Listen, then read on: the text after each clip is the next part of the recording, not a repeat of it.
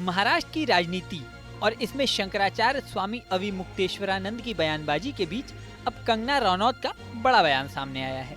Film star और सांसद कंगना रनौत ने एक्स पोस्ट पर लिखा कि राजनीति में गठबंधन, संधि और एक पार्टी का विभाजन होना बहुत ही सामान्य और संवैधानिक बात है। कांग्रेस पार्टी का विभाजन 1907 और फिर 1971 में हुआ। अगर राजनीति में राजनीतिज्ञ राजनीति नहीं करेगा तो क्या गोलगप्पे बेचेगा?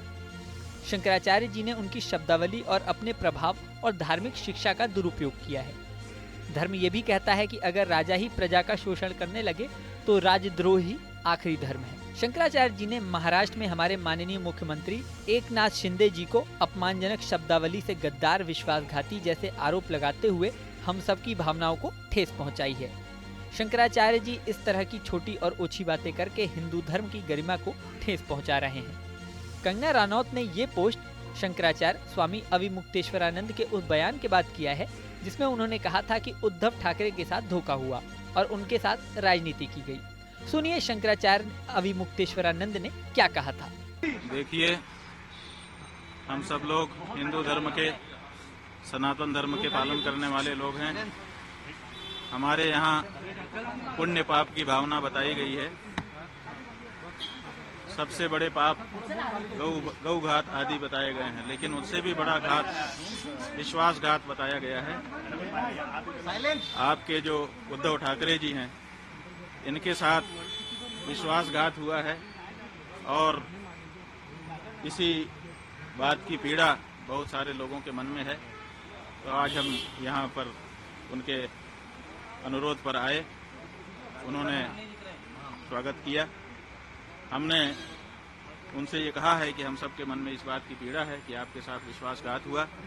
जब तक पुनः महाराष्ट्र के मुख्यमंत्री की कुर्सी पर आप विराजमान नहीं हो जाते, तब तक हम लोगों के मन का ये जो दर्द है, ये पीड़ा है, ये दूर नहीं हो सकती है। तो उन्होंने कहा है कि जैसा आप लोगों का आशीर्वाद होगा हम करेंगे। महाराज जी, जो हिंदुत्व की बात कर रहे हैं, जो विश्वासघात की बात कर रहे हैं, ठाकरे से निकला वो कहते हैं कि हिंदुत्व हमारा हिंदुत्व है, बीजेपी कहती है कि हमारे साथ विश्वासघात हुआ है। देखिए, किसका हिंदुत्व असली है तो ये जानना पड़ेगा कि जो विश्वासघात करे वो हिंदू नहीं हो सकता है। जो विश्वासघात सह ले वो तो हिंदू होगा, क्योंकि उसके साथ विश्वासघात हुआ है।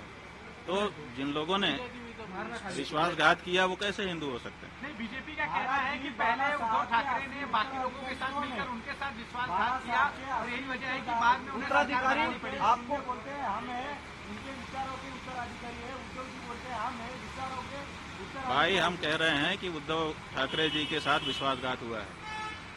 अब इसे में आप समझ लीजिए। ये बीजेपी ने, इसलिए पूरे महाराष्ट्र की जनता इस बात से पीड़ित है। सबके मन में इस बात का दर्द है। चुनाव में इस बात का पता भी चल चुका है। अब तो ये बात प्रमाणित हो चुकी है कि महाराष्ट्र की जनता इस बात को मानती है कि उद्धव ठाकरे जी के साथ विश्वासघात हुआ है और ये ठीक नहीं है। ये जनता का भी अनादर है। जनता जिसके लिए बहुमत देती है उसको उसके समय तक के लिए बनाए रखना चाहिए। बीच में सरकार को तोड़ देना और बीच में जनमत का अनादर करना, ये अच्छी चीज नहीं है। भाजपा कहता है कि हिंदुत्व तो हम शंकराचार्य जो है ऐसे बयानबाजी को लेकर कैसे हमारा हिंदुत्व ही। भाई, शंकराचार्य की बात नहीं है। शंकराचार्य जी क्या कहेंगे? जो सच होगा तो वही तो कहेंगे। हमें राजनीति से लेना देना नहीं है, लेकिन विश्वासघात तो हमारे यहाँ पाप बताया गया है। ये तो धर्म का मामला है ना, पाप और पुण्य। और इस बारे में कौन बोलेगा? राजनेता बोलेगा। इस बारे में तो धर्माचार्य ही बोलेगा। महाराज जी, जो पूजा हुई ये हमारे यहाँ परंपरा है कि जब गुरुजन पधारते हैं तो उनकी पादुकाओं की पूजा की जाती है और उसी का विधि विधान के साथ पालन उद्धव ठाकरे जी ने सपरिवार किया। प्रतीकात्मक केदारनाथ मंदिर बन रहा है दिल्ली में, उस पर क्या कहना है? देखिए, प्रतीकात्मक केदारनाथ नहीं बन सकता है। हमारे यहाँ शिव पुराण में 12 ज्योतिर्लिंग का व्याख्यान किया गया है। बताया गया है कि 12 ज्योतिर्लिंग होते हैं। 12 ज्योतिर्लिंगों के जहाँ नाम बताए गए हैं वहीं पर उनका पता भी बता दिया गया है। और ये कहा गया है, जैसे सौराष्ट्रे सोमनाथम, पहले कहा सौराष्ट्र माने पता, उसके बाद कहा सोमनाथ। उसी तरह से केदारम हिमवत पृष्ठे, जो केदार है वो हिमालय के पृष्ठभाग में है माने हिमालय में केदार है, तो आप दिल्ली में कहां से ला के रख दोगे केदार को? जब पता साफ साफ बताया गया है कि ये यहाँ लोकेटेड है, तो आप उसका लोकेशन क्यों बदलना चाहते हैं? क्यों जनता को भ्रम में डालना चाहते हैं? आप भगवान के 1000 नाम है, किसी नाम से स्थापना करके पूजा करिए, लेकिन केदारनाथ धाम दिल्ली में बनेगा, ये अनधिकार चेष्टा है और ये नहीं होना चाहिए। क्या इसके पीछे राजनीतिक वजह है? भाई बहुत सारी राजनीतिक वजह हैं। हमारे सभी जो हमारे धर्म स्थान हैं वहां पर राजनीति वाले प्रवेश कर रहे हैं, और अब हमारे धर्म स्थान में जहां प्रवेश करने में दिक्कत हो रही है, आप केदारनाथ में देखिए 228 किलो सोने का घोटाला हो गया। आप पत्रकार लोग क्यों नहीं उठाते हो? तो जब वहां पर घोटाला हो गया तो अब आप दिल्ली में केदारनाथ बना लोगे, वहां पर फिर दूसरा घोटाला करोगे। 228 किलो सोना केदारनाथ से गायब कर दिया गया। ये कहाँ का नियम है? क्यों नहीं उठाते हो प्रेस वाले इस बात को? आज तक कोई जांच तक नहीं बैठाई गई। 228 किलो सोना का घोटाला केदारनाथ में हो गया। कौन जिम्मेदार है? क्यों इस बारे में जांच नहीं होती है? क्यों भाई इस बारे में निर्णय नहीं होता है? और अब आप कहेंगे हम दिल्ली में ही केदारनाथ बना लेंगे, ये नहीं हो सकता। नरेंद्र मोदी जी से आपने कल मुलाकात की, उनको आशीर्वाद दिया कल?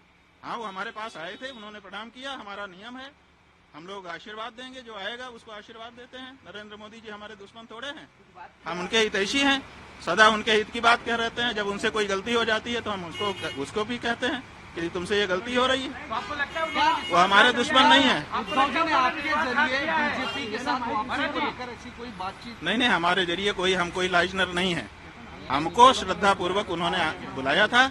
हम, जैसा कि हमारा नियम है, श्रद्धा से बुलाने पर जाते हैं। हम आए, उन्होंने पादुका पूजन किया और अपनी जो उनकी अपनी बातें थी वो भी हमारे सामने रखी, हमने उनको सुन लिया। ये जो बात हम कह रहे हैं वो हम अपने मन की बात कह रहे हैं और पूरे महाराष्ट्र की जनता की बात।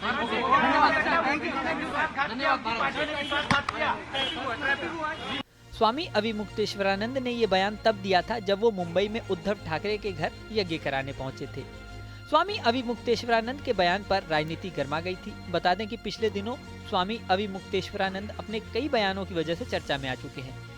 कुछ महीने पहले वो तब भी चर्चा में आए थे जब राम मंदिर की प्राण प्रतिष्ठा कार्यक्रम में उन्होंने जाने से मना कर दिया था। इसे लेकर काफी चर्चा हुई थी। इसके बाद भी वो कई बयान दे चुके हैं। हाल ही में केदारनाथ धाम में 228 किलो सोना चोरी होने का दावा भी उन्होंने किया था। सुनिए उन्होंने क्या कहा था। अरे भाई, सोना चोरी की बात आज की है? सोना चोरी की बात 1 वर्ष हो गया।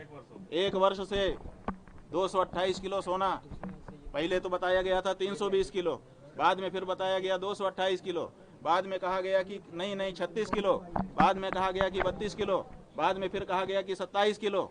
लेकिन वो चाहे वो 320 किलो हो, चाहे 228 किलो हो, चाहे 32, 36, 27 किलो हो, चाहे 22 किलो हो, ये जितने भी फिगर अलग अलग समय में मीडिया के द्वारा छापे बताए गए, दिखाए गए, लोगों के द्वारा कहे गए, वो सोना है कहाँ?